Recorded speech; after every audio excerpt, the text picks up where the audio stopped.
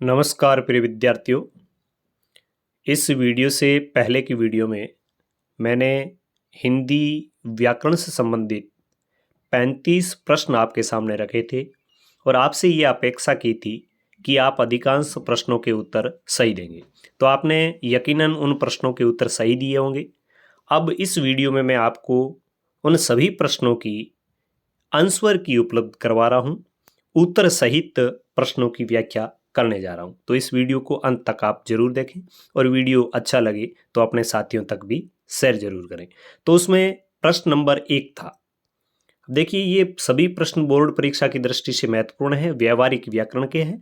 और पहला प्रश्न ये था कि किसी भाषा को सही ढंग से बोलने और लिखने का तरीका सिखाने वाले शास्त्र को कहते हैं, खाली जगह में आपको भरना है, उसे कहते हैं व्याकरण। यानी व्याकरण क्या है?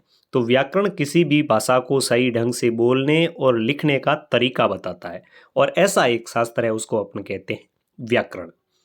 चलिए चलते हैं प्रश्न नंबर 2 की ओर। और प्रश्न नंबर 2 था कि भाषा शब्द की व्युत्पत्ति किस धातु से हुई है? तो भाषा शब्द की उत्पत्ति है वो होती है संस्कृत की भाष धातु से। यानी भाषा शब्द में एक तरीके से देखें मूल शब्द क्या है? तो भाष।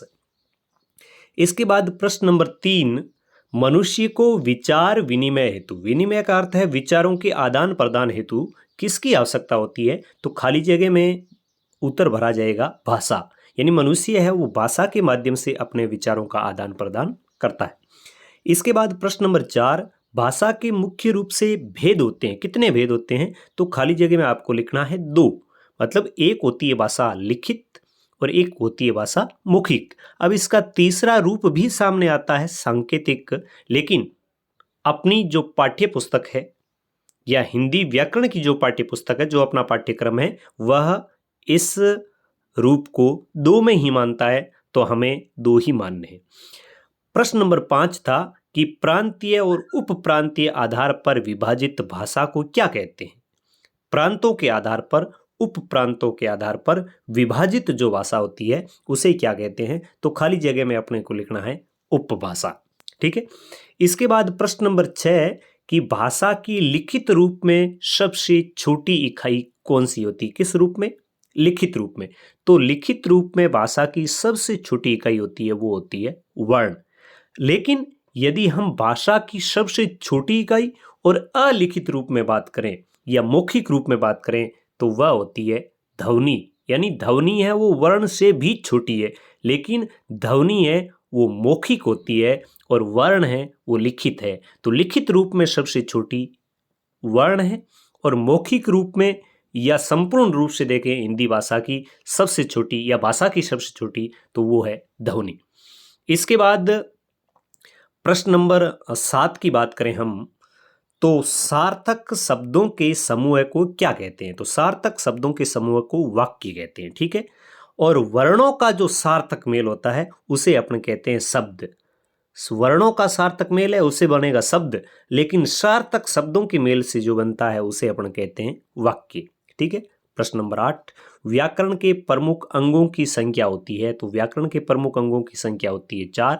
उसमें हम वर्ण विचार की बात करते हैं, उसमें अपने शब्द विचार की बात करते हैं, उसमें अपने वाक्य विचार की बात करते हैं, उसमें अपने पद विचार की बात करते हैं। तो ये एक तरीके से हम देखें 4 भाग होते हैं।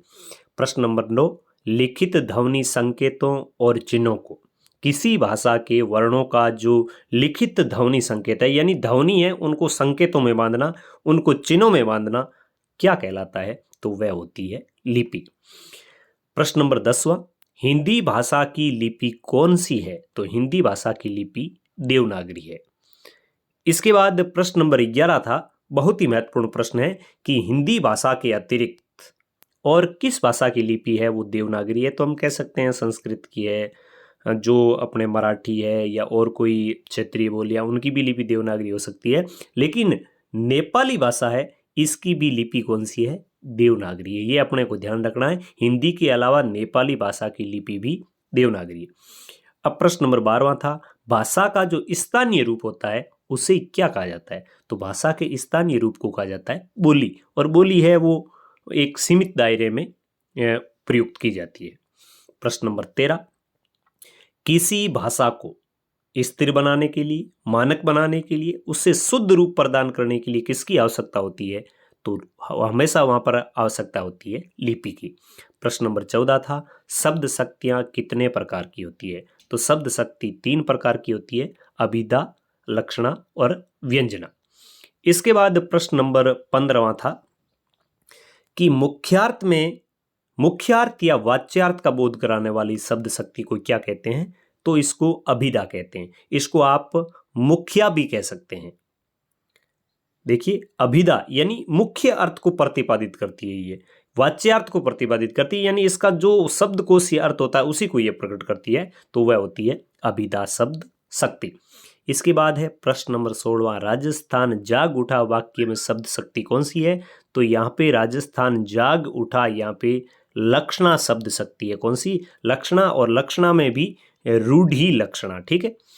इसके बाद इसका उत्तर देखें तो लक्षणा दे रखा है, यहाँ पे आप करेक्शन भी कर सकते हैं। प्रश्न नंबर 17 है, जहां पर मुख्य अर्थ की अपेक्षा किसी रूढ़ि या परंपरा को आधार मानकर अर्थ ग्रहण किया जाता है, तो वहां शब्द शक्ति कौन सी होती है? यानी रूढ़ि के आधार पर अर्थ लिया जाता है या कोई परंपरा से, जो सदियों से चली आ रही परंपरा है उसके आधार पर, तो उसे अपने कहते हैं रूढ़ा लक्षणा। अब प्रश्न नंबर 18 देखिए, मेरा घर गंगा में है, उक्त वाक्य में शब्द शक्ति कौन सी है? तो लक्षणा का ही भेद है, प्रयोजनवती लक्षणा। और यह किसी प्रयोजन के कारण, किसी हेतु के कारण, मेरा घर गंगा में है, घर गंगा में नहीं हो सकता, लेकिन उसका हेतु क्या है? कहने का आशय है कि उसका घर गंगा के किनारे है, तो यहाँ पे प्रयोजनवती लक्षणा है। अब प्रश्न नंबर 19, पानी गए न उबरे मोती मानुष चून, शब्द में कौन सी, वाक्य में या पंक्ति में कौन सी शब्द शक्ति है? तो यहाँ पे है व्यंजना। न तो इसका शब्दकोशीय अर्थ निकल रहा है, न इसका लक्षक अर्थ निकलता है, न तो वाच्यार्थ से न लक्ष्यार्थ से, इसका अर्थ निकलता है व्यंग्यार्थ से। व्यंग्य है, और व्यंग्य से शब्द शक्ति व्यंजना है, क्योंकि यहाँ पे पानी शब्द का अर्थ निकालना अपने को, तो एक तरीके से देखें तो ये आरती व्यंजना, मतलब शाब्दी व्यंजना है। कौन सी है? शाब्दी व्यंजना है, क्योंकि शब्द के आधार पर यहाँ पे हम पानी की जगह यदि नीर रख दें तो नीर का अर्थ पानी के संदर्भ में नीर हो जाएगा, लेकिन वह मोती के संदर्भ में और मनुष्य के संबंध में नीर नहीं हो सकता, क्योंकि पानी का अर्थ मोती के संदर्भ में चमक है, मनुष्य के संदर्भ में इज्जत है, और चून यानी चूने के संदर्भ में, आटे के संदर्भ में पानी है। तो यह है शाब्दी व्यंजना। और एक दूसरी व्यंजना और होती है, वो होती है आर्थी व्यंजना। तो व्यंजना के दो भेद होते हैं। इसके बाद प्रश्न नंबर 20 है कि वाच्यार्थ और लक्ष्यार्थ से भिन्न अर्थ देने वाली शब्द शक्ति वाच्यार्थ से दे रही है तो आप मान लें कि वह अभिधा है, लक्ष्यार्थ से दे रही है आप माने लक्षणा है, और इनसे अलग देने वाली है उसको कहते हैं व्यंजना। प्रश्न नंबर 21, अलंकार से संबंधित, जब उपमेय और उपमान में भ्रम की स्थिति पैदा हो जाती है तो कौन सा अलंकार होता है? भ्रांतिमान। कौन सा? भ्रांतिमान। यह है कि यह है, अपने कहते हैं ना मुख है कि कमल है, तो यह भ्रम की स्थिति है, तो वहां पे होता है भ्रांतिमान। प्रश्न नंबर 22, पीपर पात सरिस मन डोला, पंक्ति में कौन सा अलंकार है? तो यहाँ पे वाचक शब्द सरिस यानी समान, पीपल के पत्ते के समान मन का डोलना, तो के समान, उपमेय की उपमान के साथ तुलना, तो वहां पे होता है उपमा अलंकार। वैसे प वर्ण की आवृत्ति होने के कारण आप यहाँ पे कह सकते हैं अनुप्रास भी है, लेकिन मुख्य रूप से यहाँ पे उपमा अलंकार है। प्रश्न नंबर 23, जहां बिना कारण के ही कार्य होना बताया जाता है, जहां बिना कारण के ही कार्य होना, कोई कारण नहीं है, पद बिना चले सुने बिनु काना, कर बिनु कर्म करे विधि नाना, आनन रहित सकल रस भोगी, बिनु बानी बक्ता बढ़ जोगी। मतलब जहां पर बिना कारण के ही कार्य हो रहा है तो वहां पे होता है विभावना। प्रश्न नंबर 24, उपमा अलंकार में कुल कितने अंग होते हैं? तो उपमा अलंकार में कुल होते हैं 4 अंग। एक होता है उपमेय, दूसरा होता है उपमान, तीसरा होता है वाचक शब्द, और चौथा होता है साधारण धर्म। वाचक शब्द और साधारण धर्म, कुल उपमा में अंग होते हैं 4। इसके बाद प्रश्न नंबर है 25, और प्रश्न नंबर 25 कहता है कि बार बार शब्दों की आवृत्ति हो, शब्द बार बार आए लेकिन उसका हर बार अर्थ अलग हो, तो वहां पे यमक अलंकार होता है। जैसे अपन कहते हैं कनक कनक ते सो गुनी, तो कनक कनक शब्द तो 2 बार आया लेकिन हर बार उसका अर्थ अलग है, तो वहां पर होता है यमक अलंकार। प्रश्न नंबर 26, एक ही शब्द में अनेक अर्थ होना। जैसे हमने पीछे उदाहरण देखा, रईमन पानी राखिए बिन पानी सब सून, तो वहां पर पानी एक शब्द है, उसके अर्थ उसके अंदर कई है। सलिष्ट का अर्थ है चिपके होना। तो एक ही शब्द में अनेक अर्थों का सलिष्ट होना किस अलंकार की पहचान है? तो सलेस अलंकार की।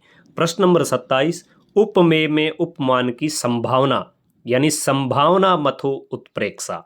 तो जहां पर संभावना व्यक्त की जाती है उपमेय में उपमान की, तो वहां पर उत्प्रेक्षा अलंकार होता है। अपन कहते हैं मुख मानो कमल है, तो मुख क्या है? उपमेय है। उपमान क्या है? कमल। लेकिन हम कह रहे हैं मानो, संभावना व्यक्त की जाती है, तो वहां पर उत्प्रेक्षा अलंकार है। प्रश्न नंबर 28, अंबर पन घट में डूबो रही तारा घट उषा नागरी। तो यहाँ पे देखें तो अंबर पन घट में डूबो रही तारा घट उषा नागरी, पूरे वाक्य को देखें तो एक तरीके से मानवीकरण अलंकार है। लेकिन उषा नागरी पद में कौन सा अलंकार है? तो यहाँ पे रूपक अलंकार है। यानी एक तरीके से हम देखें कि उषा रूपी नायिका, तो यहाँ पर रूपक अलंकार है। वैसे पूरे पद को अपन देखें तो इसमें मानवीकरण अलंकार भी है, और लेकिन यहाँ पर आसमान रूपी पनघट, तारा रूपी घड़ा और उषा रूपी नागरी, तो यहाँ पे रूपक अलंकार है। प्रश्न नंबर 29, तरणी तनुजा तट तमाल तरुवर बहुचाए, पंक्ति में कौन सा अलंकार है? तो तय वर्ण की आवर्ती होने के कारण यहाँ पे अनुप्रास अलंकार है। प्रश्न नंबर 30, ज्यों ज्यों बूढ़े श्याम रंग त्यों त्यों उज्जवल हुई। यानी श्याम रंग, श्याम का अर्थ है काला रंग, काले रंग में डूबने के बाद भी उज्जवल होना। यानी वास्तविक विरोध न होते हुए भी जहां पर विरोध का आभास होता है तो वहां पे अलंकार होता है विरोधाभास। तो यहाँ पे श्याम रंग का अर्थ है भगवान श्री कृष्ण। श्री कृष्ण की भक्ति में जो डूबता है उसका मन त्यों त्यों उज्जवल होता है। तो यहाँ पे विरोध नहीं है, लेकिन विरोध का आभास होता है। इसके बाद प्रश्न नंबर 31वां था कि तीन बेर खाती थी वे तीन बेर खाती है। तो यहाँ पे एक तो है बेर और एक दूसरा शब्द भी है बेर। तो एक तो बेर का अर्थ है तीन बेर यानी तीन वक्त, और एक बेर का अर्थ है एक झाड़ी का फल। तो यहाँ पे बेर शब्द की आवर्ती हुई है और अर्थ अलग है, इसलिए यहाँ पर यमक अलंकार है। प्रश्न नंबर 32, काली घटा का घमंड घटा, पंक्ति में अलंकार है। तो यहाँ एक तरीके से देखें तो घ वर्ण की आवर्ती हुई है, ट वर्ण की आवर्ती हुई है। ऐसी दशा में हम कह सकते हैं कि अनुप्रास अलंकार तो हर जगह होता ही है, लेकिन यहाँ पे काली घटा, घटा का अर्थ है बादलों का झमघट और घटा का अर्थ है कम होना। तो काली घटा का घमंड घटा, घटा मतलब कम हुआ और काली घटा मतलब काले बादलों का झमघट। तो यहाँ पर भी अलंकार है वो अपन कहें कि अलंकार यमक ही है। प्रश्न नंबर 33, संतों भाई आई ज्ञान की आंधी रे, पंक्ति में अलंकार है। तो ज्ञान की आंधी मतलब ज्ञान रूपी आंधी, यहाँ पे अलंकार माना जाएगा वो है रूपक। तो इसका उत्तर आप आगे के पेज में देख भी सकते हैं कि यहाँ पे रूपक अलंकार दे रखा है। और प्रश्न नंबर 35 है, उसी तपस्वी से लंबे थे सदृश तापस अन्य, यानी एक तपस्वी के समान अन्य तापस है, उसी के सदृश वो भी लंबे थे। तो सदृश यानी एक की दूसरे के साथ तुलना की है, तो यहाँ पे अलंकार है वो आपके हो जाएगा उपमा अलंकार। अब प्रश्न नंबर 35वां और अंतिम है, उपमेय पर उपमान का अभेद आरोप कहां किया जाता है? तो वहां अभेद आरोप होता है वो होता है रूपक अलंकार में। ठीक है, तो ये प्रश्न नंबर 35वां और अंतिम प्रश्न इस प्रकार था। तो उम्मीद करता हूं कि यह क्लास आपको बहुत अच्छी लगी होगी और बोर्ड परीक्षा की दृष्टि से आप जो तैयारी कर रहे हैं उसके मूल्यांकन में ये बहुत उपयोगी साबित होगी, ऐसा मैं आपको विश्वास दिलाता हूं, ऐसा मैं यकीन भी रखता हूं। और आपसे जाते जाते एक ही निवेदन करूंगा, एक ही अपेक्षा रखूंगा कि अधिक से अधिक आप अपने साथियों को इस चैनल के बारे में बताएं और आप इस चैनल को सब्सक्राइब करें, अपने साथियों से करवाएं, क्योंकि यहाँ पर आपको कक्षाओं की पढ़ाई तो मिलती है, साथ ही साथ कक्षा 12th पास करने के बाद जब भी आप कंपटीशन के क्षेत्र में जाएंगे तो भी यह मंच, अपना यह परिवार आपके लिए बहुत उपयोगी सिद्ध होगा, ऐसा मैं आपको विश्वास दिलाता हूँ। पुनः एक बार आप सभी का बहुत बहुत आभार। जय हिंद।